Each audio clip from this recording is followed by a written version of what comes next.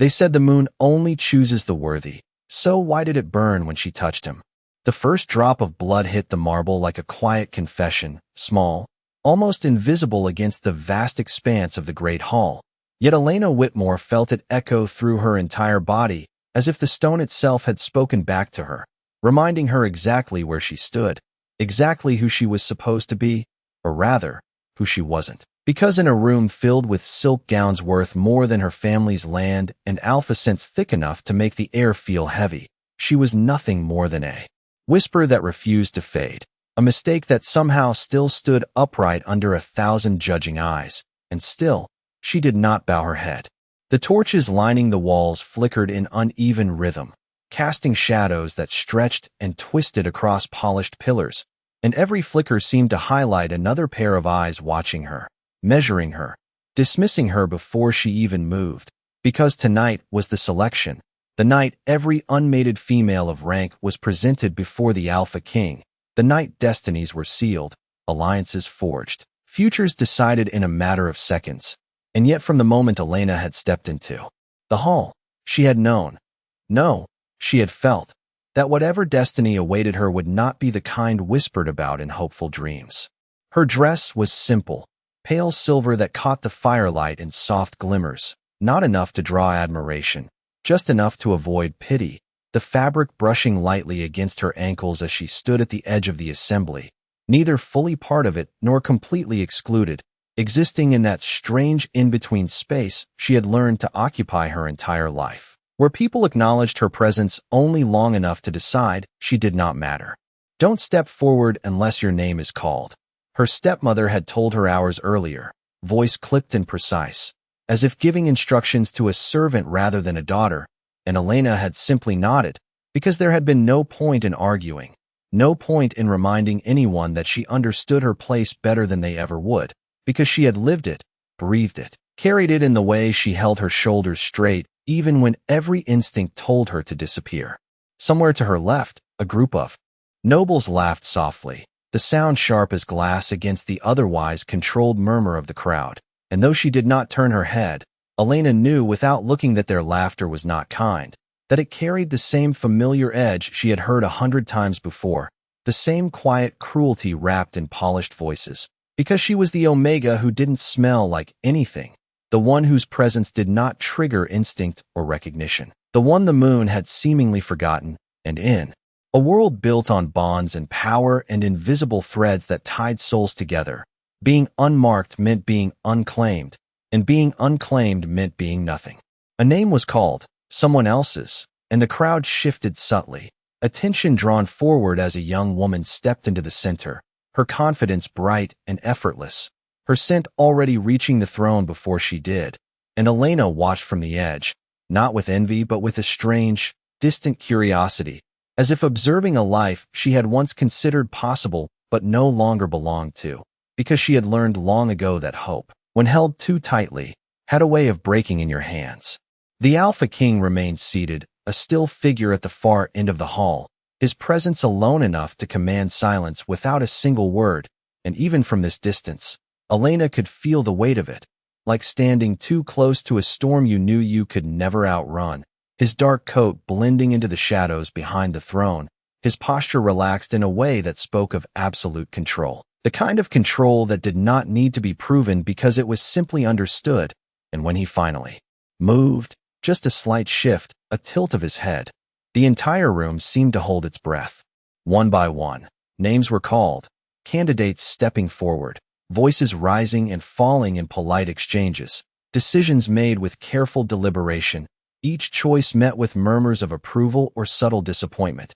and through it all, Elena remained exactly where she was, still, quiet, invisible, counting the steady rhythm of her own breathing as if it were the only thing anchoring her in place. Because she had promised herself she would not let this night take anything more from her than it already had. Elena Whitmore. The name cut through the air, clear and unmistakable, and for a fraction of a second, everything inside her stilled. Not from surprise but from the sudden awareness that every eye that had once ignored her was now fixed directly on her, sharp and expectant, waiting to see what she would do, waiting to confirm what they already believed. Somewhere behind her, someone let out a soft, incredulous laugh. They're actually calling her? Another voice whispered, not quite quiet enough. Elena exhaled slowly, her fingers brushing against the fabric at her sides before she stepped forward, each movement measured, deliberate, as if the space between where she stood and the center of the hall had somehow stretched into miles instead of feet, the sound of her shoes against stone echoing just a little too loudly in the sudden silence. And still, she did not rush, did not falter, because if this moment was meant to define her, she would meet it standing. The closer she came, the more she felt it, the weight of expectation, the subtle tension in the air, the unspoken anticipation of rejection already forming in the minds of everyone watching. And when she finally stopped, a few feet from the base of the steps leading up to the throne, she lifted her gaze, not defiantly, not submissively, but simply because she refused to look down. The Alpha King rose. It was not a dramatic movement, not sudden or forceful, but the effect was immediate, a ripple of energy passing through the hall, as if something fundamental had shifted, and Elena felt it too, felt the subtle change in pressure, the way the air seemed to tighten, her heartbeat steady but louder now, matching the quiet cadence of his steps as he descended from the throne. He stopped in front of her. For a moment, there was nothing, no sound, no movement, just the space between them filled with everything that had never been said, and Elena became acutely aware of how still she was, how calm, how strangely detached from the storm she knew was about to break, because she had imagined this moment before, not in hope, but in preparation, and now that it had arrived, it felt almost inevitable. "You understand why you're here," he said, his voice low, even, carrying easily across the hall without needing to rise, and Elena met his gaze without hesitation, her expression composed, her answer simple. "Yes, Your Majesty." There was a pause, brief but heavy, as if the entire room leaned forward in anticipation, and then, without anger, without cruelty, without even the courtesy of hesitation, he spoke the words that would echo long after this night was over. "I reject you." The words landed softly,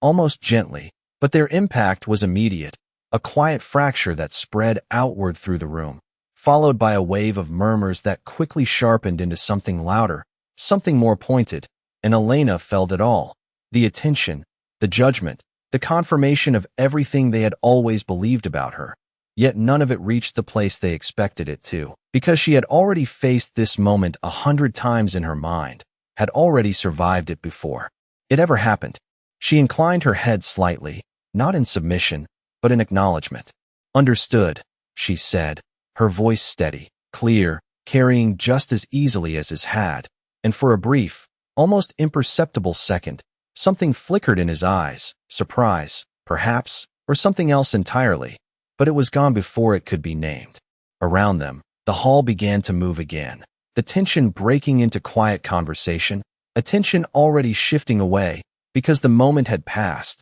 the outcome decided, the story finished in the way everyone had expected. Everyone except Elena. She turned, not quickly, not in retreat, but with the same measured composure she had held since the beginning, her steps light against the stone as she began to walk away, and though no one noticed it at first, though it was nearly lost beneath the rising noise of the crowd, her voice came once more, calm, unwavering, carrying just enough to be heard. "Then I release you too." And somewhere, far beyond the walls of the great hall, something unseen seemed to stir. The sound of her own footsteps followed Elena like a quiet echo as she moved across the great hall, each step measured, steady, as if nothing had shifted at all, as if the air had not just thickened with judgment and whispered satisfaction, as if the word rejected had not settled over her like something final and irreversible, and yet beneath that calm surface, something else lingered, something unfamiliar,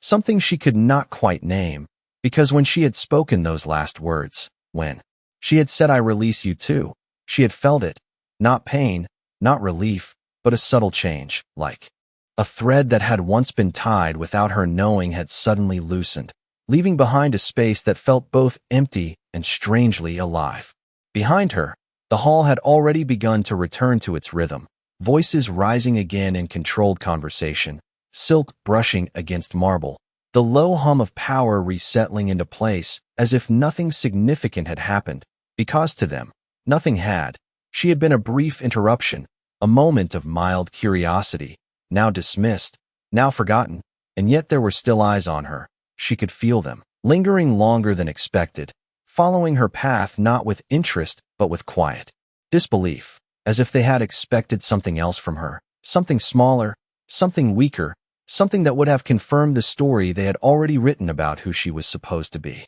She reached the edge of the hall where the shadows gathered thicker between the tall pillars, where the light from the torches did not quite reach, and for the first time since her name had been called, Elena allowed herself a single breath that was not controlled, not measured, but real, her chest rising just a fraction deeper, her fingers loosening at her sides, and in that brief, unguarded moment, her thoughts slipped back, not to the rejection, not to the faces in the crowd, but to something older, something quieter, something that had never quite left her. The forest had been cold that night, the kind of cold that settled into your bones and made every sound sharper, every movement more deliberate, and she had not meant to go that far beyond the marked trails, but she had needed the silence, needed the space where no one expected anything from her, where no one looked at her and saw what was missing, and that was when she had found him, or rather, when she had heard him first, a low, strained sound that did not belong to the wind or the trees. Something deeper, something alive. She had followed it without thinking, her steps careful over uneven ground, until she reached the clearing where the moonlight broke through the branches in pale streaks. And there, at the edge of that light, was a figure she did not recognize, a man, though not like any she had seen before, his presence quiet but unmistakable, as if the air itself shifted around him, and yet he had been still, unmoving, as if caught between strength and exhaustion. She had not asked who he was, had not questioned why someone like him would be alone in a place like that, because she had seen something else first, something that mattered more, the way his breathing had been uneven, the way his hand had pressed against his side, not dramatically, not visibly injured, but enough to tell her that something was wrong, and Elena had done what she always did, what came to her as naturally as breathing. She had stepped forward, slowly, carefully, as one would approach something wild, not out of fear, but out of respect, and when he had looked at her, really looked, she had felt it then too, that strange pull, that moment where something unspoken passed between them, not recognition exactly, but awareness, as if two separate paths had briefly crossed without understanding why. "You should not be here," he had said, his voice low, controlled, carrying the same kind of quiet authority she had only ever heard from those far above her station. And yet there had been something else beneath it, something restrained, something that did not quite match the words, and Elena had simply tilted her head slightly, her gaze steady, because she had heard that sentence before, in different forms, from different mouths, and it had never once changed what she chose to do. "Neither should you," she had replied, not with defiance, but with simple truth, and for a moment, something had shifted in his expression, something that looked almost like surprise, though it had faded quickly, replaced by that same composed distance, and yet he had not turned away, had not dismissed her, had simply watched as she moved closer, as she reached out, not to intrude, not to claim, but to help, because she could feel it, that subtle imbalance in him, that quiet strain beneath his stillness, and when her hand had hovered just inches from his arm, she had hesitated, not out of fear, but because she understood that some lines, once crossed, could not be undone. "I will not harm you," she had said softly, not because she thought he feared her, but because she respected the space between them, and for a moment longer, he had said nothing, his gaze fixed on her face as if searching for something. Something she did not know she held, and then, slowly, he had nodded, just once, a permission given without words. When her fingers finally brushed against him, it had not been dramatic, not sudden, just a light contact, the kind that could have been dismissed as nothing, and yet in that instant, Elena had felt something shift, not in him, but in herself, a warmth that spread from her hand upward, not burning, not overwhelming, but steady, grounding, like sunlight breaking through after a long winter, and she had drawn in a quiet breath, not pulling away, not questioning it, simply allowing it to exist, because it felt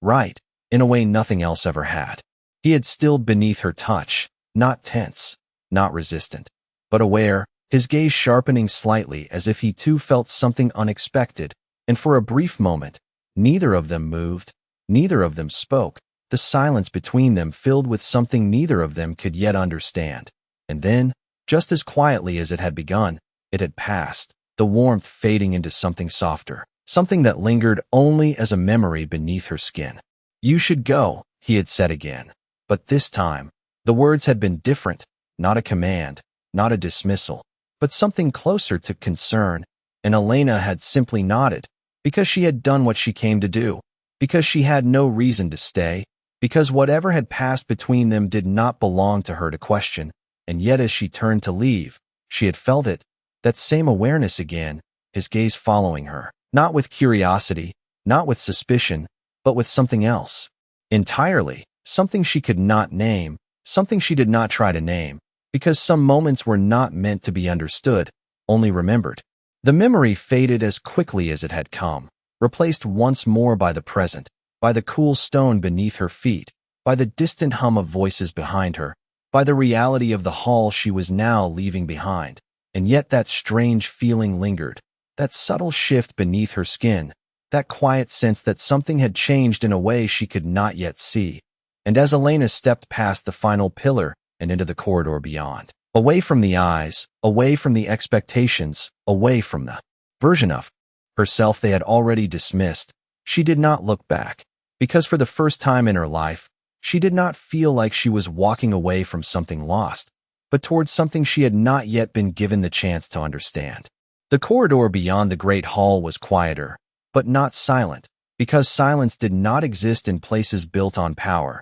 It only changed shape, softening into distant footsteps, hushed voices behind closed doors, the faint crackle of torches that lined the stone walls. And Elena Whitmore moved through it with the same steady pace she had carried inside, her posture straight, her breathing even, as if nothing had shifted within her at all. And yet that feeling remained, that subtle, persistent awareness beneath her skin, like something unseen had brushed against her life and refused to fade completely. She did not rush, though instinct might have told her to leave quickly, to disappear before anyone thought to call her back, because she had learned long ago that leaving in haste only invited attention, and attention was something she had spent years learning how to avoid. So she walked as though she belonged in these halls, as though rejection had not just echoed through them with her name attached, as though she had not just stepped outside the future everyone else had been waiting for. The doors to the great hall remained open behind her, and though she did not turn, she could still feel it, the weight of that room, the presence that lingered there, the echo of a decision that should have ended something, and yet had not ended anything at all, because if anything, it had created a space where something new could exist, something undefined, something no one had expected. A servant passed her on the left, head lowered, hands clasped, moving quickly with the quiet efficiency of someone who understood exactly where they stood in the hierarchy of this place. And for a brief moment, their shoulders brushed lightly, an accident so small it might have gone unnoticed. But Elena felt the flinch, the immediate tension, the silent apology that never reached words, and she paused, just slightly, turning her head enough to catch the young woman's startled expression. "It is all right," Elena said softly, her voice calm, without judgment, and the servant blinked, clearly not expecting to be addressed, let alone reassured, her posture stiffening before she managed a quick nod, her eyes flickering upward for only a second before dropping again. "Thank you, miss," she murmured, her voice barely above a whisper, and Elena gave a small, almost imperceptible incline of her head before continuing forward, because kindness, she had learned, did not need to be noticed to matter. It simply needed to be given, even when no one was watching, even when there was nothing to gain from it. And yet, in that moment, someone had been watching. Farther down the corridor, partially obscured by shadow and distance, a figure stood still, unmoving, as if they had been there long before she arrived, as if they had been waiting without knowing what they were waiting for. And though Elena did not look directly at him, though her gaze remained forward, there was a shift in the air, subtle but undeniable, the kind that did not come from movement, but from presence. And something within her responded to it without her permission, that same quiet awareness rising again, stronger now, more defined, as if whatever had brushed against her before was now closer, clearer, no longer just a memory, but something real, something here. Lucien Voss did not move when she passed him. He did not announce himself, did not step into her path, did not speak, because power, true power, did not need to demand attention. It drew it naturally, like gravity, like something inevitable. And as Elena walked by, there was only the faintest shift of his head, the slightest narrowing of his gaze, as if he were seeing not just her, but something beneath her, something that did not match what the world had decided she was. He had watched the entire scene unfold inside the great hall, had observed every movement, every word, every reaction with the kind of stillness that came from years of understanding how people revealed themselves when they believed they were being watched for the wrong reasons. And what he had seen in her had not aligned with anything he expected, because rejection, especially in a place like that, usually broke something, usually left a visible mark, and yet she had walked away unchanged, not untouched, but unbroken, and that alone would have been enough to hold his attention. But it was not the only thing. There had been a moment, brief, almost invisible, when she had spoken, when she had said, "I release you too," and something had shifted in the air, something most would have ignored, something most would not have even felt, but Lucien had, because he had spent his entire life attuned to things others overlooked, to currents beneath the surface, to threads that did not always reveal themselves openly. And what he had felt in that moment had not been ordinary. It had been familiar. Elena continued down the corridor, unaware of the exact nature of the gaze that followed her, but not entirely unaware of its existence either, because there was a difference between being watched with curiosity and being seen with intent. And though she did not turn, did not acknowledge it, she could feel that difference now, subtle but undeniable, like standing near a fire without looking at it, aware of its warmth even without direct contact. She reached the archway that led toward the outer wing of the palace, where the noise of the main hall faded further, replaced by the softer sounds of the evening settling beyond the walls, the distant rustle of trees, the faint whisper of wind moving through open courtyards. And as she stepped through, the air changed, cooler, lighter, carrying with it the scent of night, clean and unburdened by the weight of expectation that filled the rooms behind her. She slowed then, just slightly, her steps no longer measured for an audience, her shoulders relaxing a fraction as she allowed herself another real breath, deeper this time, filling her lungs with something that did not belong to judgment or hierarchy, something that felt closer to freedom, though she would not have called it that yet, not aloud, not even to herself. Behind her, the figure in the corridor finally moved. Not quickly, not urgently, but with purpose, each step silent against the stone, controlled, deliberate, as if he had already decided something before he even began to follow. And yet he did not close the distance completely, did not step into her path, did not interrupt the quiet space she had just entered, because whatever this was, whatever had begun to take shape between them, it was not something to be forced, not something to be rushed. It was something to be understood, and understanding, he knew, required patience. Elena paused at the edge of the open courtyard, her gaze lifting slightly toward the sky where the moon had begun to rise, pale and steady above the dark outline of the surrounding walls. And for a moment, she simply stood there, not thinking, not analyzing, just existing in the space between what had been taken from her and what had yet to reveal itself. And in that stillness, she felt it again, stronger now, clearer, that same quiet pull, that same unspoken connection, no longer distant, no longer faint, but present, undeniable, as if something unseen had drawn a line from one life to another and was waiting, patiently, for both to notice. She did not turn immediately. She did not react the way others might have, with surprise or uncertainty, because something within her already knew that whatever stood behind her now was not random, not accidental. And when she finally shifted, when she finally allowed her gaze to move just enough to acknowledge the presence she had felt since the corridor, her expression did not change, her posture did not falter, but her eyes held something new, something that had not been there before, something that mirrored the quiet recognition in his, as if, for the first time, The story everyone else believed they understood had just begun to reveal the part no one had seen coming. Do you always walk away from kings without looking back? Or was that just for him?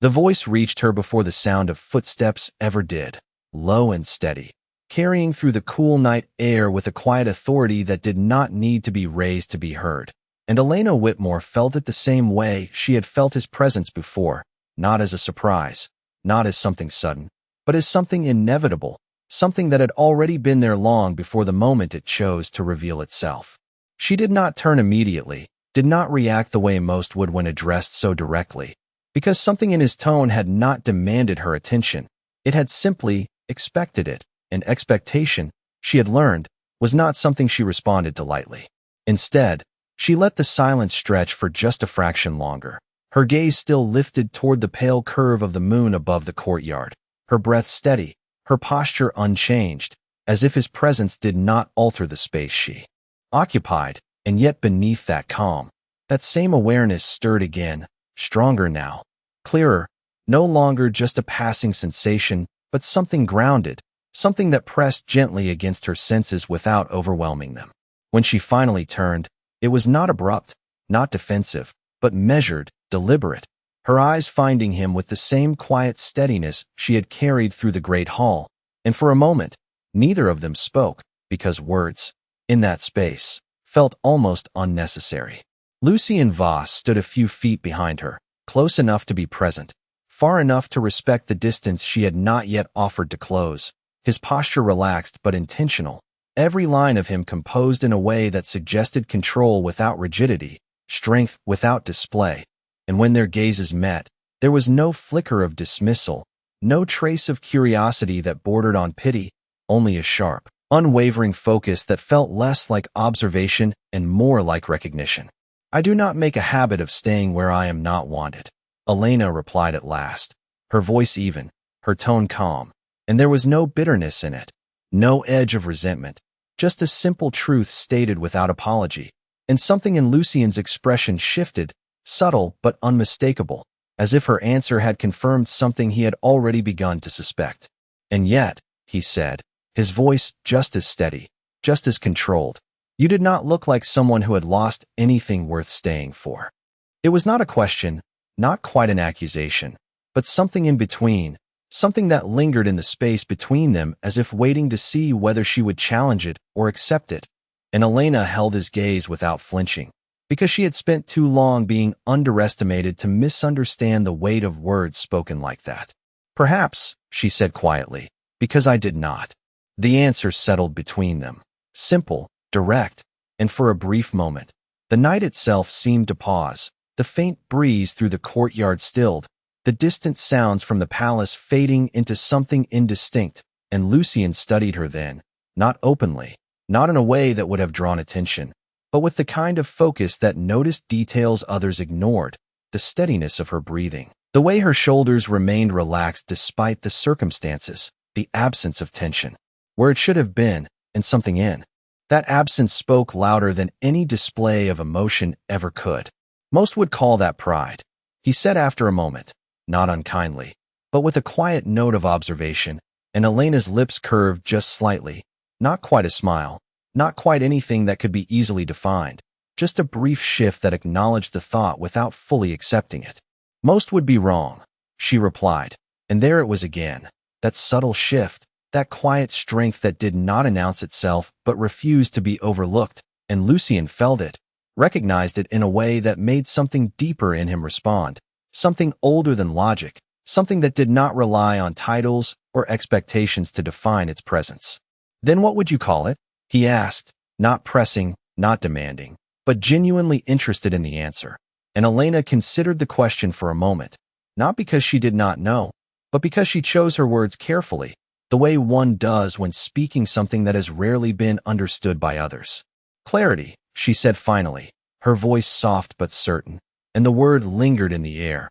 carrying more weight than its simplicity suggested, because clarity was not something given, it was something earned, something shaped by every moment where expectation and reality failed to align, and in that moment, Lucien understood that what stood before him was not someone untouched by hardship, but someone who had moved through it without allowing it to define her. He took a step closer then, not enough to intrude, but enough to shift the space between them, and Elena did not move away, did not retreat, though she was aware of the change, aware of the way the air seemed to tighten slightly, not with tension, but with something else, something that had begun earlier and was now building into something more tangible, something that neither of them could ignore. "You said you released him," Lucien said, his gaze steady, his voice lower now, more focused. "That is not something most would say lightly."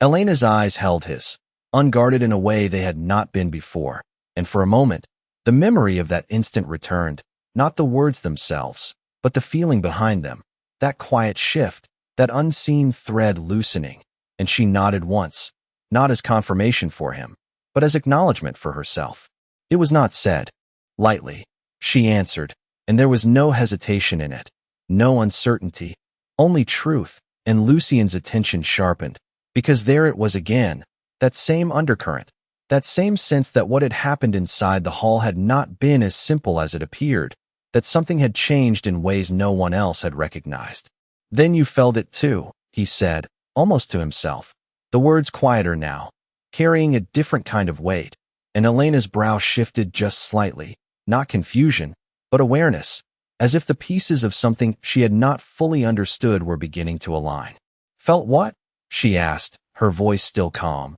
but with a new edge of focus, and Lucien held her gaze for a moment longer before answering. Because whatever this was, whatever had begun to reveal itself, it was not something to be dismissed, not something to be overlooked. It was something that required acknowledgement, even if that acknowledgement raised more questions than it answered. "The moment something changed," he said, his tone steady, certain, and the words settled between them with a quiet finality, because Elena had felt it, she had known it, even if she had not given it a name, and now, standing there beneath the rising moon, with the night stretching wide and open around them, she realized that whatever had begun inside that hall had not ended when she walked away. It had followed her. It had found her again, and this time, it was no longer willing to remain. Unseen. The word lingered between them longer than it should have, not because it was unclear, but because it carried something neither of them had expected to acknowledge so soon. And Elena Whitmore felt it settle beneath her ribs,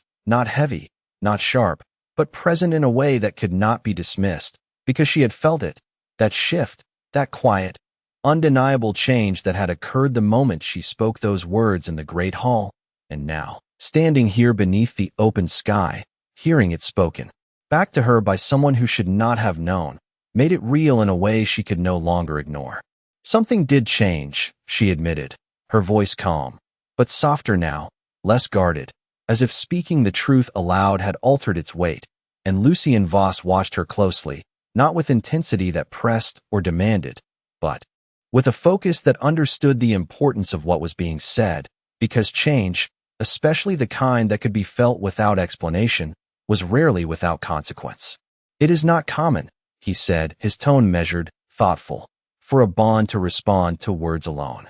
Elena's gaze shifted slightly, not away from him, but inward, as if tracing the memory of that moment again, searching for something she might have missed, something she had not fully understood at the time. And yet there had been no confusion then, only certainty, a quiet, unshakable knowing that what she had said was not just a statement, but a choice that had carried weight beyond expectation. "It did not feel like words," she replied after a moment, her eyes lifting back to meet his, steady, clear. "It felt like something that had already decided itself."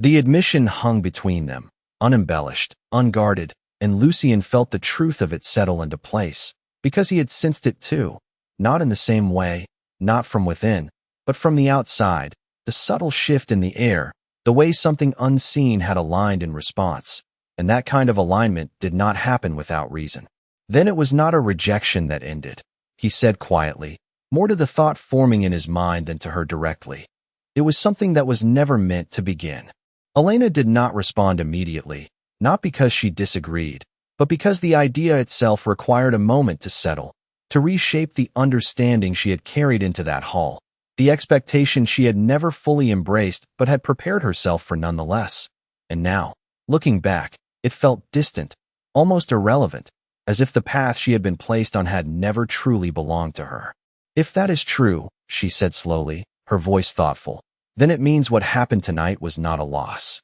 Lucien's gaze did not waver, because he had already reached that conclusion, had already seen it in the way she walked away, in the absence of anything broken in her posture, in her voice, in her presence, and now, hearing her speak it, only confirmed what he had begun to understand. "No," he said, his tone certain, "it was not."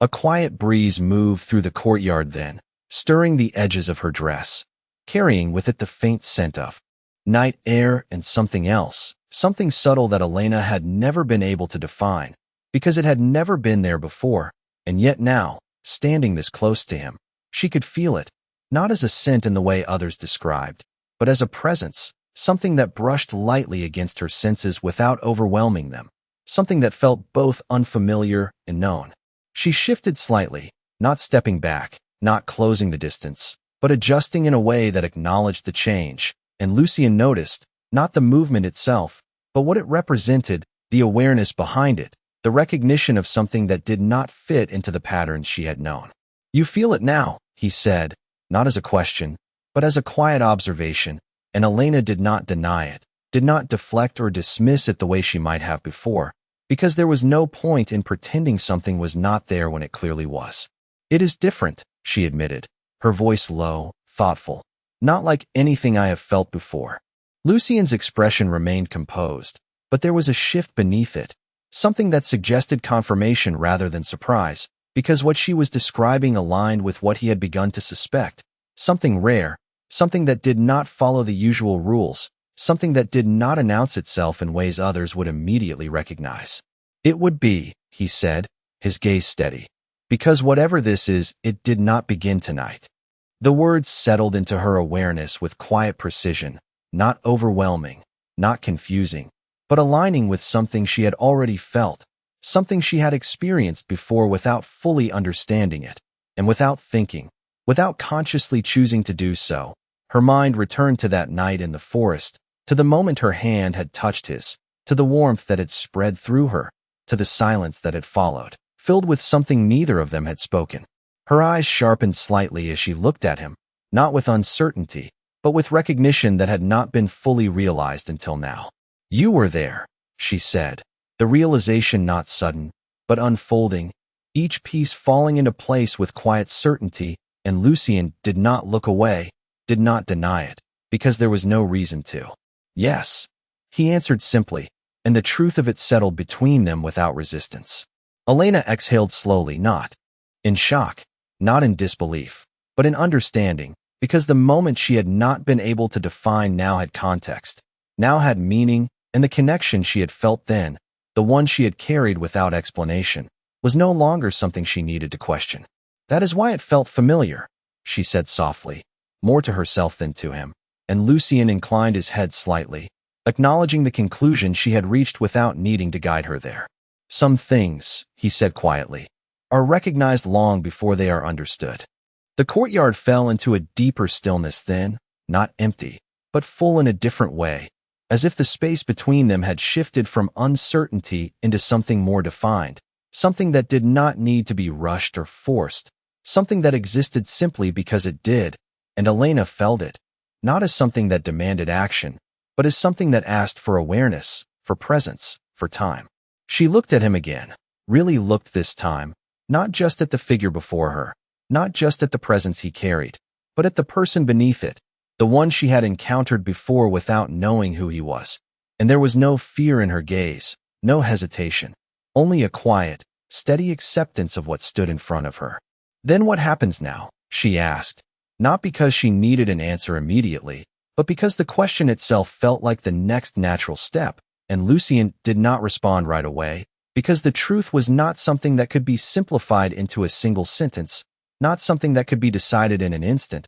but something that would unfold in its own time, in its own way. He took a small step closer, not enough to intrude, but enough to close the distance just slightly, enough to make the space between them feel intentional rather than accidental, and his voice, when he spoke, was steady, certain, carrying a quiet weight that did not need to be emphasized. "Now," he said, we find out why it began at all. And in the silence that followed, beneath the rising moon and the quiet hum of a world that had no idea what had just shifted within it, Elena realized that whatever path she had stepped onto tonight was not one she had been placed on by chance, but one that had been waiting patiently for her to reach it. The question did not demand an answer, but it changed something the moment it was spoken, because questions like that did not belong to ordinary moments. They belonged to turning points, to the quiet edges where one path ended and another had already begun, whether anyone acknowledged it or not. And Elena Whitmore felt that shift settle into her awareness not as uncertainty, but as a strange, steady anticipation, the kind that did not rush forward but waited, patient and certain, as if whatever came next had already been decided somewhere beyond her understanding. She did not step back when Lucien Voss closed the distance slightly, did not retreat into the careful distance she had maintained her entire life, because something in her recognized that this was not a moment to withdraw from, not something to protect herself against, but something to meet, fully and without hesitation, even if she did not yet understand where it would lead. Then we start with what we know, she said, her voice calm, grounded, not searching for answers but laying the foundation for them, and Lucien's gaze remained steady on hers, a flicker of approval passing through his expression, subtle but present, because most would have asked what happens next, most would have looked to him for direction, but she did not. She met the moment as an equal participant, not a passive observer, and that alone set her apart in ways few could recognize. And what do we know? He asked, not because he lacked the answer, but because he wanted to hear how she would define it, how she would interpret what had already begun to unfold. And Elena did not hesitate, because clarity, once found, did not need to be searched for again. That this did not begin tonight, she said, her eyes steady, her tone certain, and that whatever it is, it does not follow the rules I was taught. The admission carried weight, not of doubt, but of recognition, because she had spent her entire life being told how things worked, how bonds were formed, how connections revealed themselves, and none of it aligned with what she had felt, with what she was still feeling now. And Lucien inclined his head slightly, acknowledging the truth in her words without needing to correct or refine them. Then the rules are not the place to look, he replied, his voice quiet but firm, and Elena understood what he meant without further explanation, because if something existed outside of expectation, then expectation could not be used to define it. A soft sound broke the stillness then, faint but distinct, the echo of footsteps approaching from the corridor behind them, measured, purposeful, and Elena's attention shifted just slightly, not out of alarm, but out of awareness, because she had learned to recognize the difference between movement that passed unnoticed and movement that carried intention, and this was the latter. Lucien's gaze did not leave her immediately, but there was a subtle change in his posture, a slight adjustment that suggested readiness rather than tension, and when he finally turned his head, it was not with urgency, but with quiet acknowledgement of the presence approaching. A figure emerged from the archway, tall, composed, dressed in the dark formal lines of someone accustomed to authority, and even before his face was fully revealed in the moonlight, Elena knew who it was, not from familiarity, but from the unmistakable shift in the air that accompanied him. The same controlled weight she had felt in the great hall, though now it was sharper, more focused, less concealed by ceremony. Adrian Blackthorne stepped into the courtyard without hesitation, his gaze moving first to Lucien, then to Elena, and for a moment, the three of them stood in a space that felt carefully balanced, as if the slightest movement could tip something unseen. I wondered how long it would take, Adrian said, his voice smooth, controlled, carrying none of the public formality he had used inside the hall, and yet there was something beneath it now, something more deliberate, more pointed, as if the situation before him had not gone entirely as expected. Elena did not lower her gaze, did not shift her stance, because whatever had existed between them before had already been resolved, had already been released, and there was nothing left to reclaim, nothing left to negotiate. You should not be here, Adrian continued, though it was unclear whether the statement was directed at her or at Lucien, and Lucien's expression did not change, his posture remaining relaxed, unchallenged, as if the presence of another alpha, even one of equal standing, did not disrupt his composure in the slightest. And yet, Lucien replied calmly, echoing the earlier rhythm of their conversation. Here we are. The words were simple, but the meaning beneath them was not, and Adrian's gaze sharpened slightly, his attention shifting fully to Lucien now, as if reassessing something he had already begun to question. You were not invited to this territory, Adrian said, his tone even, but with an edge that suggested authority rather than accusation, and Lucien did not deny it, did not justify his presence, because neither was necessary. No, he said, his voice steady, but I was expected. The statement settled into the space between them with quiet certainty, and for the first time, something in Adrian's expression shifted, not outwardly, not in a way that would be easily noticed, but enough that Elena saw it, that subtle flicker of recognition that suggested he understood more than he had initially allowed. His gaze moved back to her then, not dismissive, not indifferent, but searching in a way it had not been before, as if he were trying to reconcile the version of her he had rejected with the one standing in front of him now, unchanged, unbroken, and somehow more than he had accounted for. It seems, Adrian said slowly, his voice measured, that I may have underestimated the significance of this evening. Elena met his gaze without hesitation, not with challenge, not with defiance, but with the same calm clarity she had carried since the moment her name was called, because whatever realization he was coming to now did not belong to her, did not change what had already been decided. It seems, she replied quietly, that you made the choice you believed was right. The words were not an accusation, not a reproach, just a statement of fact, and Adrian held her gaze for a moment longer before something in his posture shifted, not weakening, not yielding, but adjusting, as if he were recalibrating his understanding of the situation. Perhaps, he said, his tone thoughtful now, but choices can be revisited. The implication hung in the air, subtle but unmistakable, and for a brief moment, the courtyard felt smaller, the space between them more defined, as if something that had been released was now being tested, reconsidered, and Elena felt it, that faint echo of the bond she had severed, not reconnecting, but acknowledging the attempt, the possibility being presented. She did not react immediately, did not answer the way others might have, with surprise or uncertainty, because she had already made her choice, had already felt what it meant to release something that was never truly hers, and she would not step backward into something she had already walked away from. Some choices, she said softly, her voice steady, unwavering, are meant to remain where they were made.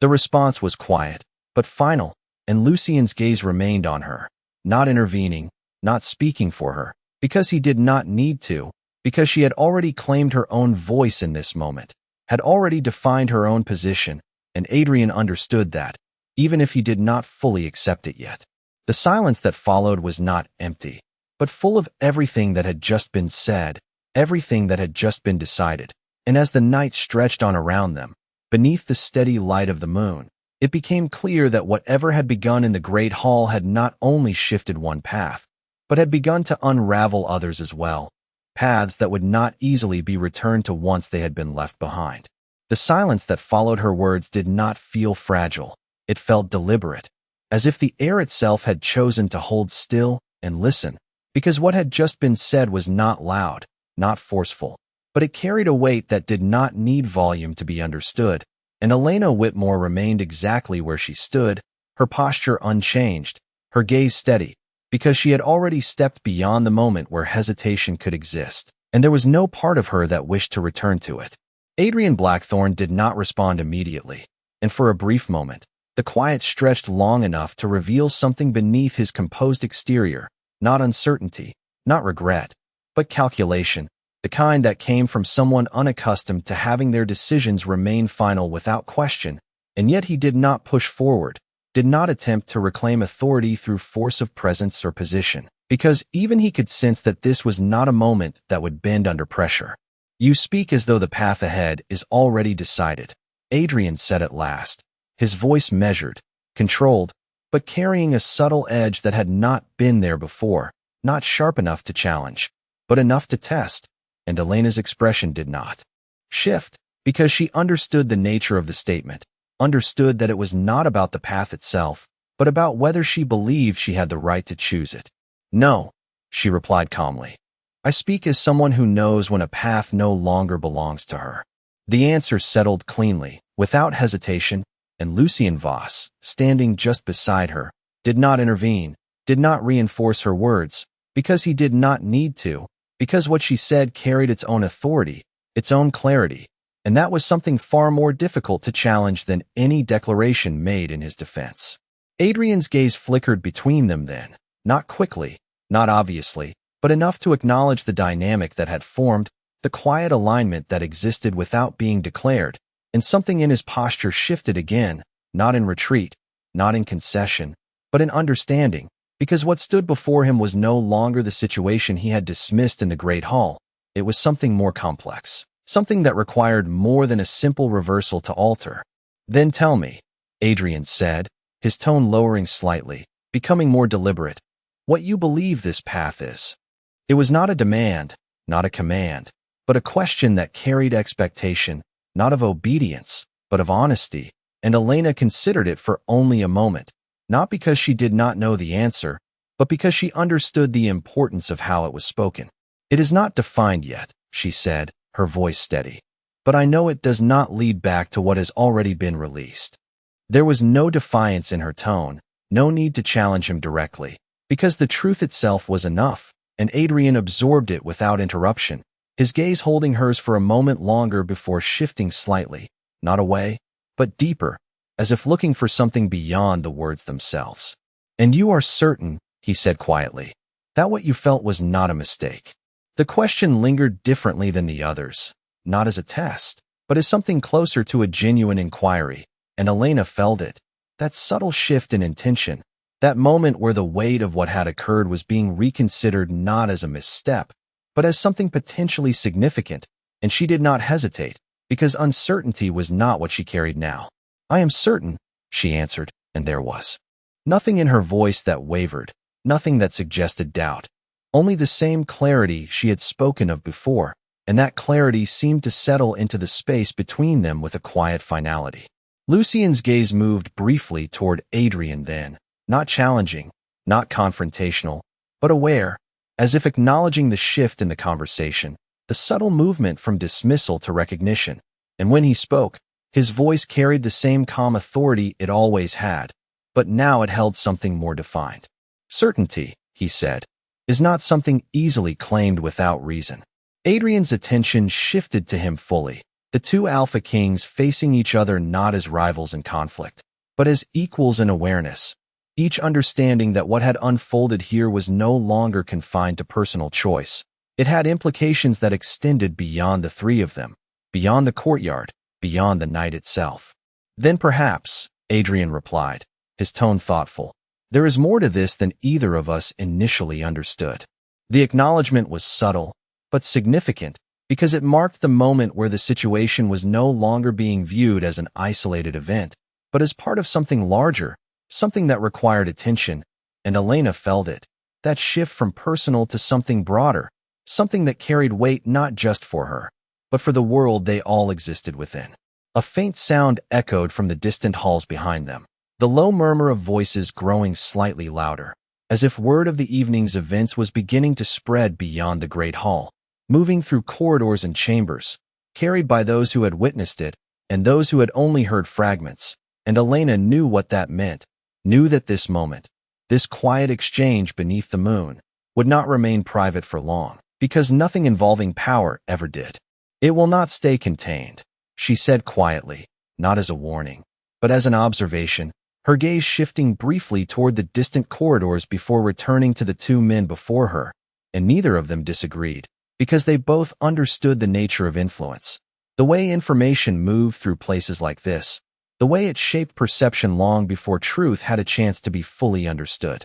No, Lucien said, his voice steady, it will not. Adrian exhaled slowly, not in frustration, not in resignation, but in acceptance of what that meant and when. He spoke again, his tone had changed, not softened, but refined, more precise, more intentional. Then whatever this is, he said, his gaze returning to Elena, it will need to be addressed beyond this courtyard. The statement was not a command, not a directive, but a recognition of reality, and Elena understood it. understood that what had begun here would not remain contained to a single moment or place, that it would expand, evolve, demand acknowledgement in ways she could not yet predict, and yet she did not feel overwhelmed by that thought, did not feel the weight of it pressing down on her, because whatever this was, whatever it would become, she would meet it the same way she had met everything else, with clarity, with steadiness, with the quiet certainty that had carried her this far. She looked between them once more, not as someone caught between opposing forces, but as someone standing at the center of something new, something undefined, and for the first time since her name had been called in the great hall, there was something in her gaze that had not been there before, not uncertainty, not fear, but something closer to anticipation, not for what might happen, but for what she would choose when it did. And as the distant voices grew louder,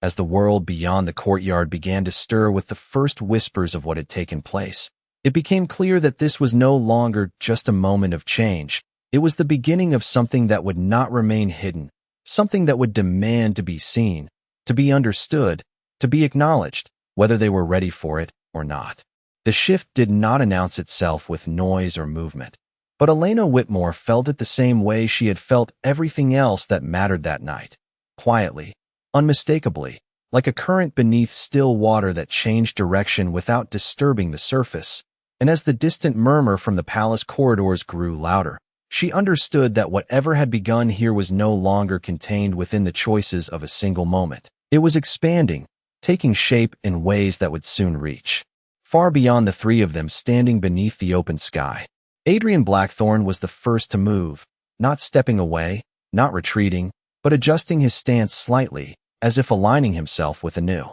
reality rather than resisting it. His gaze steady as it moved once more between Elena and Lucian, measuring not just what stood before him, but what it implied. "They will ask questions," Adrian said, his voice controlled, but carrying a new weight, not of authority, but of recognition, because he knew as well as either of them that silence in a place like this did not last, and unanswered questions did not remain unanswered for long. "They already are," Lucian replied calmly, his tone unchanged, though his attention shifted briefly toward the corridor where the faint echo of voices now carried more clearly, and Elena could distinguish fragments of words, her name among them, spoken in hushed tones that carried curiosity, disbelief, and something sharper beneath the surface, something that always followed when expectation was disrupted. Elena did not react to the sound of her name, did not turn toward it or away from it, because she had lived long enough with that name spoken in ways that did not belong to her that she no longer felt the need to claim or defend it in every moment.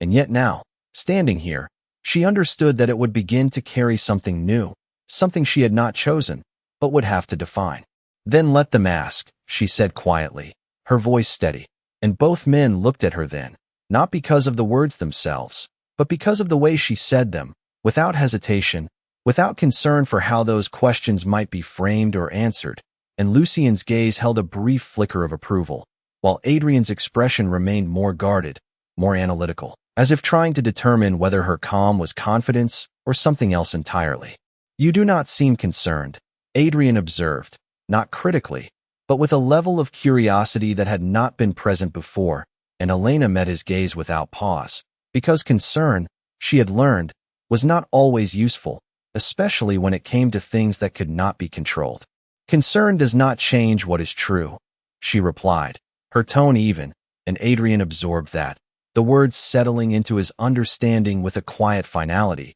because there was nothing in her demeanor that suggested uncertainty, nothing that indicated she would waver once the weight of attention shifted fully onto her. Lucian took a step forward then, not toward Adrian, but slightly closer to Elena, a subtle movement that did not challenge, but clarified position, and the space between them adjusted once more, no longer undefined, no longer neutral, but aligned in a way that did not require declaration to be understood. "Then the truth will need to be seen clearly," Lucian said, his voice low, deliberate, and Elena felt that again, that quiet pull, stronger now, more present, as if the connection between them was responding to the words, to the intention behind them, and she did not step away from it, did not question it. She simply acknowledged it, allowed it to exist without resistance. Adrian's gaze sharpened slightly at that, not with hostility, but with awareness, because he could sense it too now, not in the same way Elena and Lucian did,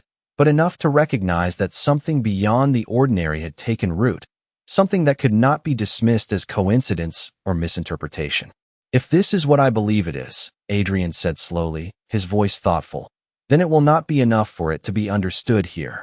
The implication was clear, and Elena recognized it immediately, because understanding within a courtyard, within a private exchange, was not the same as acknowledgement before those who held power, before those who shaped the narrative of what was accepted and what was not. "Then it will not remain here," she said, not as a challenge, but as a continuation of what had already been set in motion, and Lucian's gaze remained on her, steady, unwavering, because he knew that whatever came next would not be dictated solely by tradition or expectation. It would be shaped by the choices they made moving forward. The sound of footsteps grew closer now, more distinct, no longer just distant echoes, but approaching with purpose, and a group of figures appeared at the edge of the corridor, pausing as they reached the threshold of the courtyard, their presence cautious, their attention fixed on the three of them, as if uncertain whether to approach or remain where they stood. Elena recognized some of them, nobles from the hall,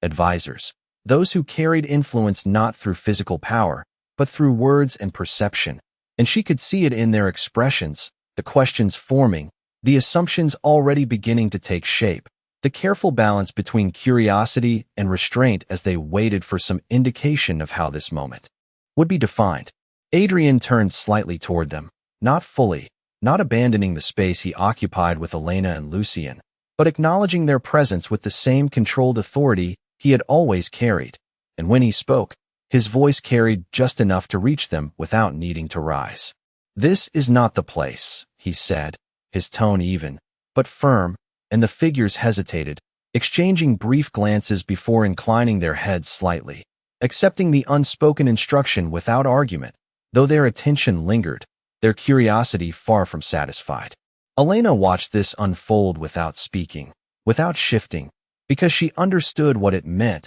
understood that the moment had already begun to extend beyond their control, that others were now part of it whether they fully understood it or not, and she felt it again, that quiet sense of movement, not physical, but something deeper, as if the path she had stepped onto was no longer hers alone to walk in silence. Lucian's voice broke the quiet once more, softer now, but no less certain. "It will need to be acknowledged publicly," he said, not as a suggestion, but as a recognition of what was required, and Adrian did not immediately respond, though his gaze remained focused, thoughtful, as if weighing not whether it should happen, but how it would unfold. Elena did not look between them for guidance, did not wait for agreement, because she already understood what this meant, already knew that whatever had begun here would not remain hidden, would not be allowed to exist quietly in the background of a world built on visibility and declaration. She stepped forward then, not toward either of them specifically,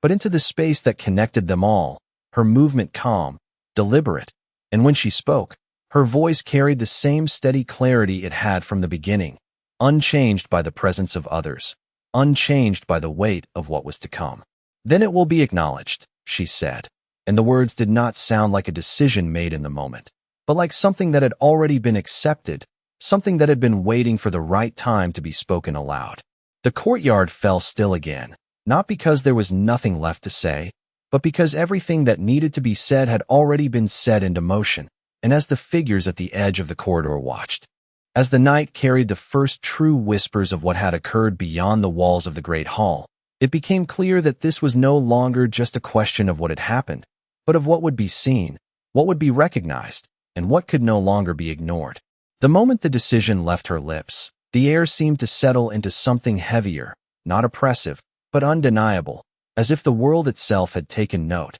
and Elena Whitmore felt it, that quiet alignment within her, the same clarity that had guided her from the moment her name was called now anchoring her fully in what was to come, and she did not waver, did not second-guess, because whatever this path required, she would meet it without retreat. The figures at the edge of the courtyard shifted slightly, their restraint thinning as curiosity pressed forward, and though none of them spoke, Their presence alone was enough to confirm what all three already understood, that this moment was no longer private, no longer contained within the boundaries of choice or chance. It had become something that would be witnessed, interpreted, and remembered. Adrian Blackthorne exhaled slowly, his gaze steady as it moved once more between Elena and Lucian, not searching now, not questioning, but recognizing the inevitability that had taken shape before him. And when he spoke again, his tone had changed, not softened, but refined, stripped of assumption and sharpened by awareness. "Then it will not be enough to acknowledge it quietly," he said, his voice carrying just enough to reach the others without breaking the stillness. And Elena did not respond immediately, because she knew he was right, knew that quiet acknowledgement would not hold against the weight of expectation that surrounded them. And yet there was no fear in that realization, only the same steady understanding that had carried her this far. Lucian Voss stepped forward then, not abruptly, not to claim the moment, but to meet it fully, his presence shifting from observer to participant in a way that felt natural rather than forced. And as he moved, Elena felt it again, stronger now, that quiet connection that had followed her from the forest to the hall and now into this space, no longer subtle, no longer easily dismissed, but present in a way that shaped the very air between them. "It will not be quiet," Lucian said, his voice low, certain, and there was no hesitation in it, no uncertainty, because he understood the nature of what they were standing within, understood that something like this could not remain in the shadows, not when it had already begun to draw attention without effort. Adrian's gaze held his for a moment, not in challenge, but in acknowledgement, because whatever tension might have existed between them as rulers, as alphas, was no longer the defining factor of this moment. It had shifted beyond rivalry into something more complex, something that required recognition rather than opposition. "Then it must be clear," Adrian replied, his tone deliberate, and the words settled into place with weight, because clarity was not something easily achieved in a world built on perception, on power, on narratives shaped long before truth had the chance to establish itself. Elena stepped forward slightly then, not closing the distance fully between herself and Lucian, but enough to shift the alignment once more, enough to make it unmistakable that she was not standing between them, but alongside what she had already chosen to acknowledge. And when she spoke, her voice carried that same calm certainty, unchanged by the presence of those watching, unchanged by the weight of what was being said into motion. "Then it will be clear," she said, and there was no need to raise her voice, no need to emphasize the words, because the conviction behind them was enough to carry them beyond the space they occupied. The figures at the edge of the courtyard stirred again, their restraint finally giving way to quiet movement as one of them stepped forward slightly, not enough to interrupt, but enough to signal that the moment could no longer remain unspoken. And though no words were offered, the expectation was there, the silent request for something to be defined, something to be named, something that would allow what they were witnessing to take form. Lucian's gaze shifted briefly toward them, not dismissive, not impatient, but aware, and then returned to Elena, because whatever this moment would become, it did not belong to those watching. It belonged first to the two of them who stood at its center. He did not reach for her immediately, did not claim space that had not been offered, because what existed between them was not something to be taken. It was something to be recognized, and recognition, he knew, required more than action, it required intention. Elena felt the pause, felt the weight of it, and understood it for what it was, not hesitation, but respect, and without overthinking, without questioning whether the moment was too soon or too visible, she made the choice to step fully into it, closing the remaining distance with quiet confidence, her movement steady, unhurried, and when she reached him, she did not look to the others, did not seek validation from the eyes that watched. She looked only at him, because this, whatever it was, did not need an audience to be real. Lucian met her gaze without shifting, without softening, his expression composed but no longer distant, and when their hands met, it was not sudden, not dramatic, just a simple contact, fingers brushing against fingers, and yet the effect was immediate, unmistakable, a warmth that spread through both of them, not overwhelming, but steady, grounded, as if something that had been waiting had finally found its place. A quiet sound moved through the courtyard then, not loud, not disruptive, but enough to signal that those watching had seen it, had felt it in their own way. The shift from speculation to something tangible, something that could no longer be dismissed as coincidence or misunderstanding. Adrian watched it all without interruption, his gaze steady, his posture unchanged, and though he did not step forward, did not speak, there was a subtle shift in his expression, not regret, not concession, but recognition, because what stood before him now was not a possibility. It was a reality that had already taken form. Elena did not pull away, did not retreat from the contact, because it felt right in a way nothing else had, not forced, not chosen out of defiance or reaction, but something that had simply aligned. And as she stood there, beneath the steady light of the moon, with the quiet murmur of witnesses surrounding them, she realized that this moment was not the culmination of what had begun. It was only the beginning of something that would not be easily contained, something that would move beyond this courtyard, beyond this night, into a future that had already begun to reshape itself around the choice she had made. And as the silence settled once more, no longer uncertain, no longer waiting, but full and defined, it became clear that whatever came next would not ask for permission. It would simply unfold. Do you feel it now, or are you still trying to deny it? The words were not spoken aloud, yet Elena Whitmore felt them all the same, carried through the quiet connection that had just formed, no longer distant, no longer uncertain, but alive in a way that made everything else fade into the background. And as her hand remained in Lucien Voss's, she realized that what had begun as a subtle awareness had now become something undeniable, something that did not ask for permission to exist. The warmth between them did not fade after contact. It deepened, steady and grounding, as if something long dormant had finally been acknowledged. And Elena did not pull away, did not question it, because for the first time in her life, there was no confusion in what she felt, no hesitation in how she understood it, only clarity, sharp and unwavering. Around them, the courtyard remained still, but the stillness was no longer empty. It was filled with recognition, with the quiet realization of those watching that what they were witnessing was not a simple interaction,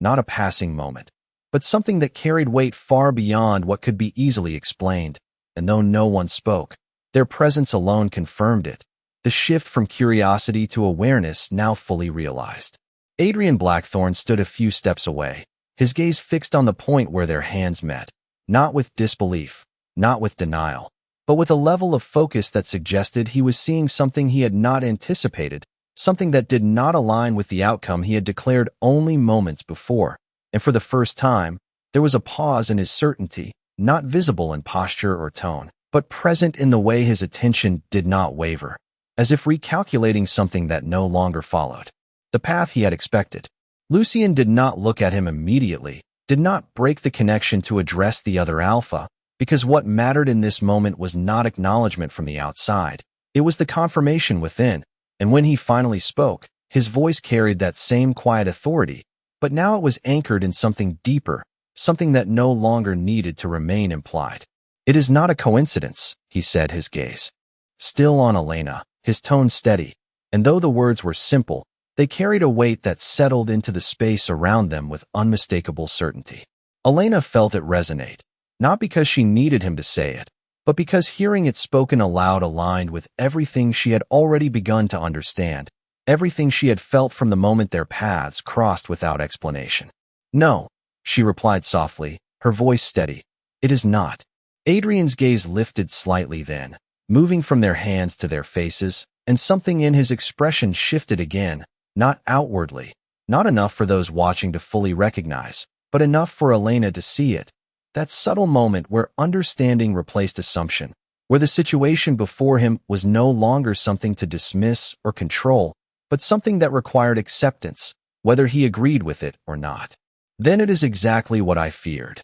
Adrian said quietly, his voice measured, and though the words carried weight, they were not spoken with resistance, but with recognition, as if he had already considered the possibility and was now seeing it confirmed. Elena did not react with alarm, did not question the statement, because fear, in this context, did not mean danger, it meant significance, it meant consequence, and she understood that whatever this connection was, it would not exist without impact, without change, without altering the balance that had existed before this night. Lucien's gaze shifted to Adrian then, not in challenge, but in acknowledgement, because the understanding between them, though different in nature, had reached the same conclusion, and when he spoke again, his tone remained calm, but carried a quiet finality that did not invite contradiction. "Then you understand what this means," he said, and Adrian held his gaze for a moment before inclining his head slightly, not in agreement, but in recognition,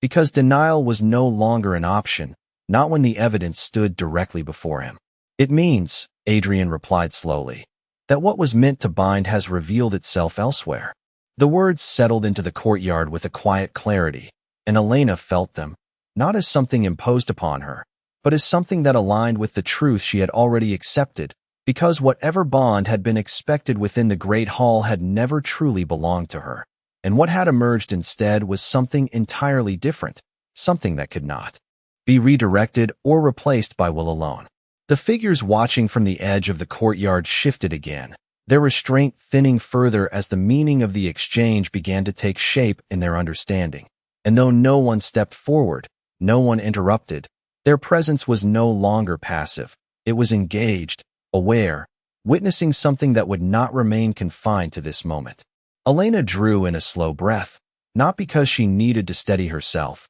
but because the weight of what was unfolding had finally settled fully into place, and she turned her gaze briefly toward those watching, not seeking approval, not offering explanation, but simply acknowledging that they were there, that this moment was no longer private, that what had been quiet was now seen. When she looked back at Lucien, her expression had not changed, but there was something new in her eyes, something that reflected not just awareness, but acceptance of what this meant beyond the connection itself, beyond the feeling, beyond the moment. "Then it will not remain hidden," she said, her voice calm, certain, and Lucien did not hesitate in his response. "No," he said, "it will not." Adrian exhaled slowly, his gaze moving once more between them, and though he did not step forward, did not intervene, there was a shift in his stance, not retreat, not defeat, but acknowledgement, the kind that came from understanding that the course of events had moved beyond his influence,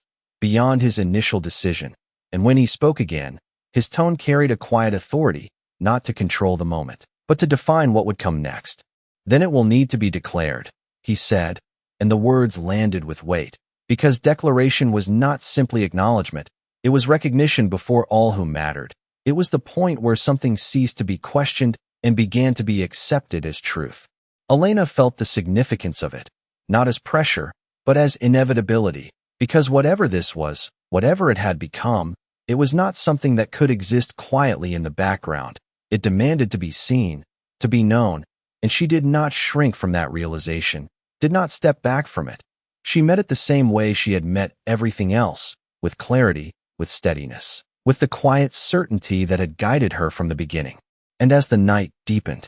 around them, as the murmurs from beyond the courtyard grew stronger, as the world beyond these walls began to shift in response to something it did not yet fully understand, it became clear that this was no longer just a moment of change. It was the point where everything would begin to be revealed. The word declared did not echo through the courtyard, yet it carried farther than any raised voice could have, settling into the awareness of every person present, shaping the moment into something irreversible, and Elena Whitmore felt it as a quiet certainty within her, not overwhelming, not consuming, but steady, like a foundation she had not known she was standing on until now. She did not release Lucien Voss's hand, did not step back from the connection that had already revealed itself, because there was nothing in her that wished to deny it, nothing that questioned its presence, and as she stood there beneath the moonlight, she understood that what came next was not about whether this was real, but about whether it would be seen for what it truly was.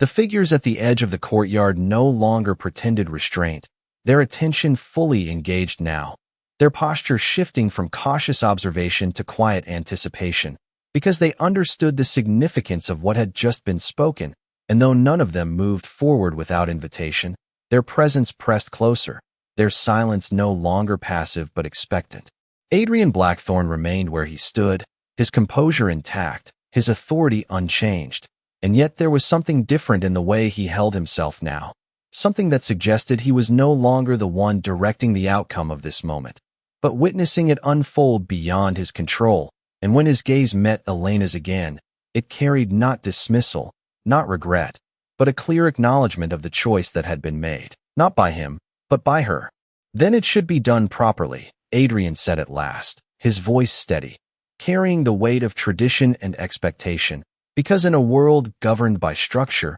by ceremony, by recognition before witnesses, declaration was not merely spoken, it was demonstrated, it was affirmed in a way that left no room for doubt. Lucien's gaze did not leave Elena, but there was a subtle shift in his stance, a readiness that aligned with Adrian's words, not in obedience, but in understanding. Because he knew as well as anyone what proper meant in this context, what it required, what it signified. Elena felt it too, not as pressure, not as obligation, but as the natural progression of what had already begun, and she did not hesitate, did not retreat from the moment as it expanded, because clarity had brought her here, and clarity would carry her forward. The courtyard grew quieter still, as if even the night itself was waiting, the faint breeze slowing, the distant murmurs from the palace fading just enough to allow what would come next to be fully heard, fully seen. And Elena turned slightly toward Lucien, her movement calm,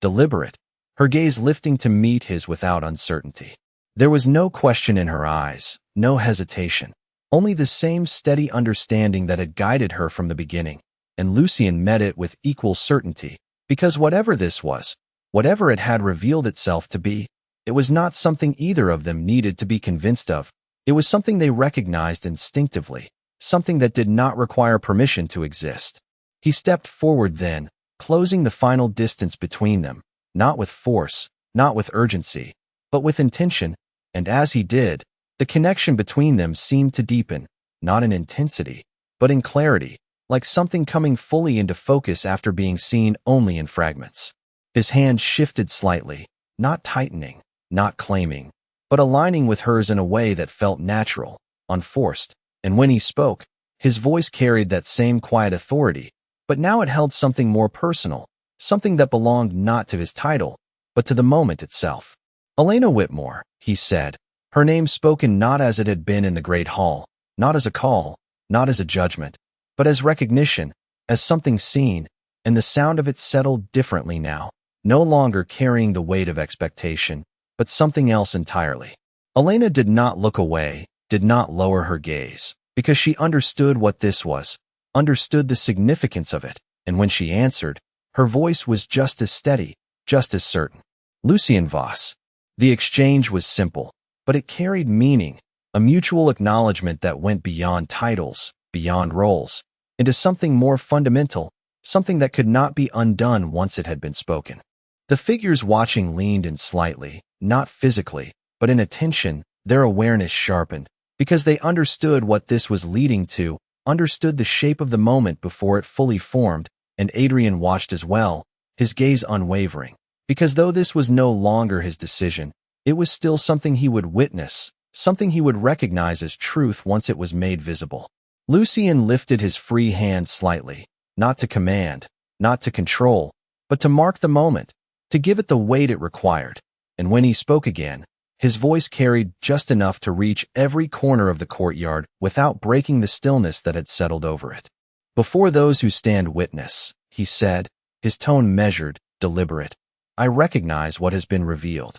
The words were not rushed, not forced. They unfolded naturally, as if they had been waiting for this moment to be spoken, and Elena felt them settle into place, not as something new, but as something that had already existed and was now simply being acknowledged. And I do not turn from it. He continued, his gaze steady on hers, and there was no hesitation in it, no doubt, only certainty, and Elena understood what that meant, understood that this was not a claim taken lightly, not a decision made for convenience or expectation, but something chosen because it was true. She drew in a quiet breath, not to steady herself, but to meet the moment fully, and when she spoke, her voice carried the same clarity, the same unwavering certainty. And I do not deny it, she said, her words aligning with his, not as an echo, but as an equal declaration, and the effect was immediate, the connection between them settling into something defined,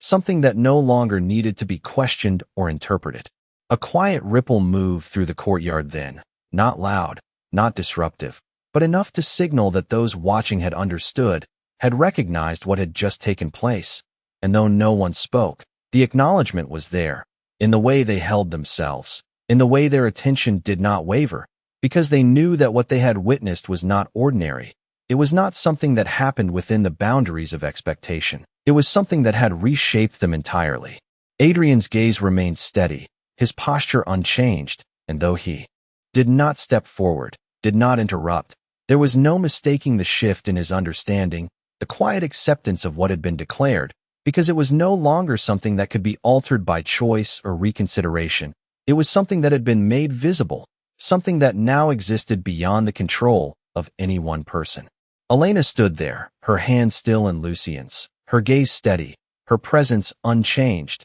and yet everything around her felt different, not because she had changed, but because the world had finally begun to see what had always been there, what had simply waited for the right moment to be revealed. And as the silence settled once more, no longer uncertain, no longer waiting, but full and complete, it became clear that this was not the end of anything. It was the beginning of something that would not be easily undone, something that would carry forward into every moment that followed, shaping not just what came next, but how it would be understood. For a moment after the words settled, nothing moved, not the air, not the figures at the edge of the courtyard, not even the faint flicker of torchlight along the stone walls. And Elena Whitmore felt that stillness wrap around her like something deliberate, something aware, as if the world itself had paused to acknowledge what had just been spoken into existence. The connection in her hand did not fade, did not loosen. It remained steady, grounded, as if it had always been there, and was only now allowed to be felt without resistance. And she realized that this was what certainty truly meant, not the absence of doubt, but the absence of the need to question. The figures watching did not speak, but their silence had changed. It was no longer cautious or uncertain. It was filled with recognition, with the quiet understanding that what they had just witnessed could not be undone or reinterpreted into something lesser. It would spread, it would be repeated, it would be carried beyond this courtyard into every corridor, every chamber, every gathering where influence shaped belief. Adrian Blackthorne remained still, but the distance between him and the moment had shifted, not physically, but in meaning, and when his gaze moved once more to Elena, there was no longer any attempt to measure or reassess, only acknowledgement, the kind that came when something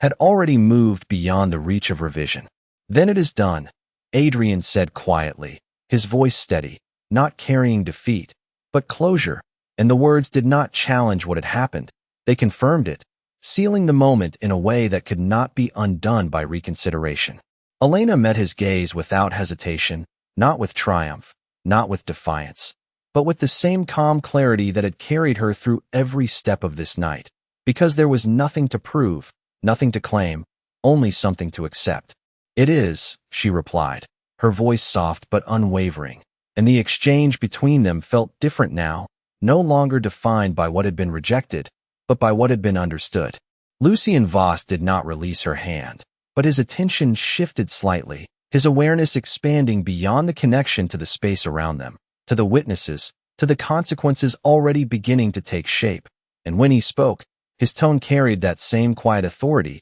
but now it extended outward, addressing not just Elena, not just Adrian, but everyone present. "Then let it be known," he said, his voice low but clear, and though he did not raise it, it carried through the courtyard with ease, settling into the awareness of every person standing within it. The figures at the edge did not move forward, but their posture straightened slightly, their attention sharpening, because this was the moment where what had been seen would be given form, where it would move from observation into recognition that could not be denied. Elena felt the shift again, not within herself, but in the world around her, as if something had aligned not just between two people, but within the structure of everything that surrounded them. And she understood then that this was not simply about her, not simply about Lucien. It was about what their connection represented, what it challenged, what it redefined. The faint sounds from the palace beyond grew louder now, No longer distant murmurs, but voices carrying urgency,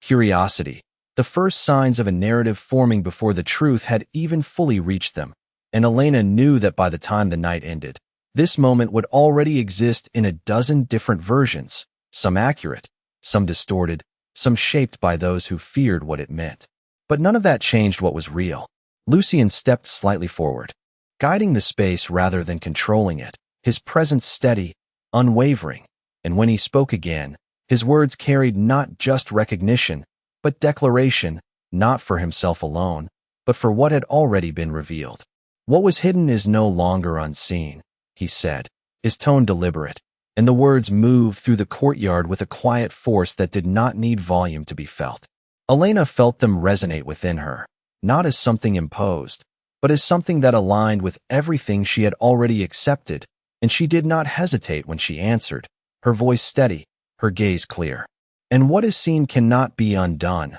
she said, and the simplicity of it carried more weight than any elaborate declaration could have, because truth, once recognized, did not require embellishment. A subtle shift moved through the gathered witnesses then, not disruption, not noise, but the unmistakable acknowledgement that what they had heard was not temporary, not uncertain, but final in a way that could not be reversed by time or opinion. Adrian inclined his head slightly, not in submission, not in agreement, but in recognition, because the moment had reached its conclusion, not an ending, but a point of no return, and when he turned slightly toward the corridor, it was not to leave, but to acknowledge that what came next would move beyond this space, beyond this night. "It will spread before dawn," he said, his voice measured, not as a warning, but as a statement of fact, and Elena understood that without needing further explanation, because she could already feel it, the way the moment had expanded, the way it had reached beyond them into something larger, something that would not wait to be contained. "Then it will spread as truth," she replied, and there was no hesitation in her tone, no concern for how that truth would be received, because she had already stepped beyond the need for acceptance from those who had once defined her place. Lucian's gaze returned to her then, steady, unwavering, and in that look there was no question, no doubt, only recognition, the same as before, but deeper now, more defined, as if what had been acknowledged between them had settled into something that would not shift or fade. The night air moved again, a soft breeze carrying through the courtyard, lifting the edges of her dress, brushing lightly against their skin, and for a moment, it felt as though everything had aligned into a quiet balance, not still, not static, but stable, ready for what would come next. Elena did not release his hand, did not step away, because there was no part of her that wished to return to the space she had once occupied,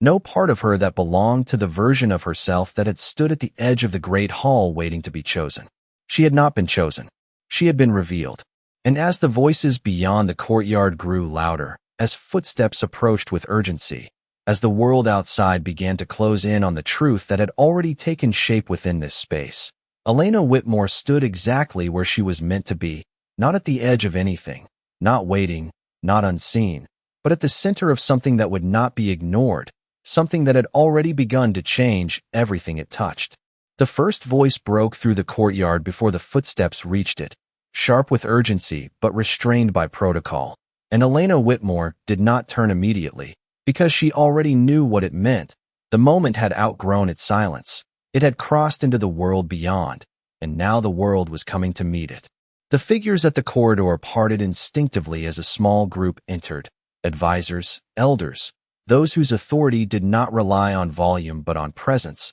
their eyes moving quickly, taking in the scene, the distance between bodies, the alignment of hands, the expressions that said more than words ever could, and for a brief moment, none of them spoke, because what they saw did not require explanation. It required acceptance or resistance, and neither could be chosen without consequence. Lucian Voss did not release Elena's hand, and she did not withdraw hers, because whatever had been recognized between them did not weaken under observation. It strengthened, not in intensity, but in certainty, like something that had finally stepped into the light and found that it belonged there. Adrian Blackthorne remained still, his position unchanged, but his role had shifted, no longer the center of the moment, no longer the one whose decision defined its outcome. And when the leading elder stepped forward, his gaze moving from Adrian to Lucian to Elena, there was a pause, not hesitation, but calculation, a weighing of what had been witnessed against what had been expected. "We heard," the elder said, his voice calm but carrying the weight of tradition, "that something unprecedented has taken place." The words were careful, measured, not accusatory, not welcoming, simply acknowledging that what stood before them did not fit within the patterns they understood. Elena felt the weight of those words settle into the space, but she did not flinch, did not shift, because she had already accepted what this was, and acceptance did not waver when questioned. Lucian's gaze remained steady, and when he spoke, his tone carried the same quiet authority that had defined every word he had spoken that night. But now it held something more, something anchored in what had been declared. "Not unprecedented," he said, "only unseen until now." The correction was subtle, but it carried meaning, because it reframed the moment, not as something new and disruptive, but as something that had always existed beneath the surface, waiting to be recognized. The elder's gaze sharpened slightly at that, not with disagreement, but with deeper consideration, because the distinction mattered. It changed how the moment would be understood, how it would be carried forward. "And you both stand by this?" another voice asked, softer, but no less significant, and Elena felt the question settle into her awareness, not as pressure, but as confirmation of what needed to be said openly, not just felt, not just recognized, but spoken where it could not be ignored. She turned her head slightly, just enough to meet the gaze of those who had stepped forward, her posture unchanged, her hand still resting in Lucian's. And when she spoke, her voice carried clearly, not raised, not forced, but steady enough to reach every person present. "I do," she said, and there was no hesitation, no uncertainty, only the same clarity that had guided her from the beginning. And the simplicity of the words made them stronger, because they did not need explanation, they did not need justification, they simply were. Lucian's voice followed without pause, aligning with hers, not echoing, but reinforcing. "So do I." The courtyard held the words in silence for a moment, not empty, but full, as if the air itself recognized what had just been confirmed, and the elders exchanged brief glances, not in confusion, but in recognition of the weight of what had been placed before them. Adrian watched it all without interruption, his gaze steady, his expression composed, and though he did not speak, there was no longer any question of where he stood, not in opposition, not in agreement, but in acknowledgement, because the moment had moved beyond his influence, beyond his initial decision, and now it existed on its own terms. "Then it must be recorded," the first elder said at last, his tone firm, not as a command, but as a necessity, because moments like this did not remain unmarked. They became part of history, part of the structure that would shape what came next. Elena felt the significance of that, not as a burden, but as a continuation, because what had begun here was not meant to remain a single moment. It was meant to move forward, to exist beyond the night that had revealed it. "Then record it," she said, her voice calm, and the words carried no fear, no hesitation, because she had nothing to hide, nothing to reconsider, nothing to retract. The elder inclined his head slightly, acknowledging the response, and for a brief moment, the courtyard seemed to shift again, not in tension, but in acceptance, the kind that did not come from agreement, but from the understanding that something had already been set in motion and could not be undone. The distant voices grew louder, more people gathering beyond the corridor, drawn by the weight of the moment, by the quiet ripple that had already begun to spread, and Elena could feel it now, not as noise, but as movement, the way something unseen expands until it can no longer be contained. Lucian's hand remained steady in hers, not holding, not restraining, simply present, and she understood that presence now in a way she had not before, not as something given, but as something shared, something chosen without force. Adrian took a single step back then, not retreating, not withdrawing, but creating space, acknowledging that the moment no longer belonged to him. And when he spoke, his voice carried one final time, not to challenge, but to define his place within what had occurred. "Then let it be known," he said, echoing what had already been spoken, but now with the weight of acceptance behind it. And Elena met his gaze one last time, not as someone who had been rejected, not as someone who had been overlooked, but as someone who had stepped beyond both, into something that did not depend on his choice or anyone else's. The night air moved again, stronger now, carrying the sound of voices, the presence of those gathering, the beginning of something that would not remain contained, and Elena Whitmore stood at the center of it, not by chance, not by accident, but because she had chosen to remain standing when everything expected her to fall. She had not been chosen by a king. She had been recognized by destiny. And as the courtyard filled with the first true witnesses of what had taken place, as the story began to take shape beyond their control, one truth settled quietly, unshaken beneath everything else. The world had not changed her. She had revealed the world.